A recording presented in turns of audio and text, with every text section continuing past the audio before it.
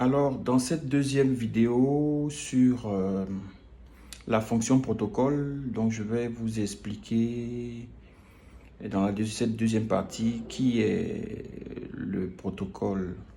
Donc on a vu tout à l'heure que le protocole, c'est la personne qui est amenée à faire respecter les règles du protocole. Donc ce sont des règles tant au niveau de nos relations internationales, de nos relations au niveau de la Côte d'Ivoire, qu'au niveau de nos relations privées. Dans le cadre de notre représentation, le VIP a perdu un ami, et il faut qu'il soit présent pour les funérailles. Comment est-ce que cela se passe? Et on a enchaîné avec les relations publiques, les représentations publiques et privées, les audiences, les voyages du VIP, l'accueil des délégations, l'accueil des hautes personnalités.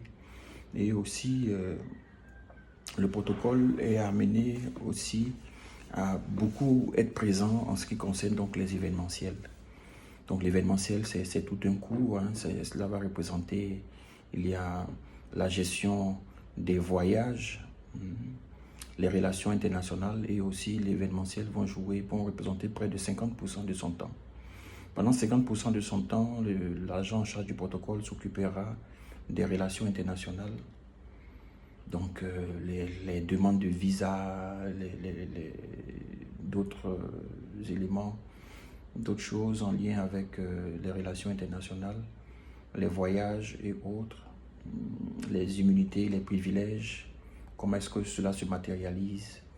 Et aussi, il va être présent au cours des événementiels. Je pense que 80% des personnes qui nous contactent pour pouvoir épouser ce métier-là sont beaucoup plus attirées par l'événementiel, donc beaucoup plus une volonté d'agir en tant qu'event manager. Alors, en tant qu'event manager, il y a le travail sur le déroulé, le programme, et aussi le respect de deux autres éléments clés. C'est ce que nous appelons l'ordre de préséance et aussi le plan de table. Ce sont ces deux éléments, ordre de préséance et plan de table, que nous allons retrouver aussi dans la photo mémorielle en fin de cérémonie. Il y aura une photo, mais cette photo doit respecter des règles. Et bien avant la cérémonie, il y a l'arrivée des autorités. Cette arrivée aussi doit respecter des règles. Et aussi, lorsque nous allons commencer à dérouler, dès que la cérémonie démarre, dès que la personne la plus élevée en grade arrive, est présente, peut-être le parrain, automatiquement la cérémonie doit démarrer. On ne doit pas attendre 1 minute, 2 minutes. La cérémonie démarre dès que la plus haute autorité est présente. Les autres personnalités doivent venir de façon très discrète pour éviter les incidents. Quand c'est une règle au niveau national qui est enfreinte, on parlera d'incidents tout court.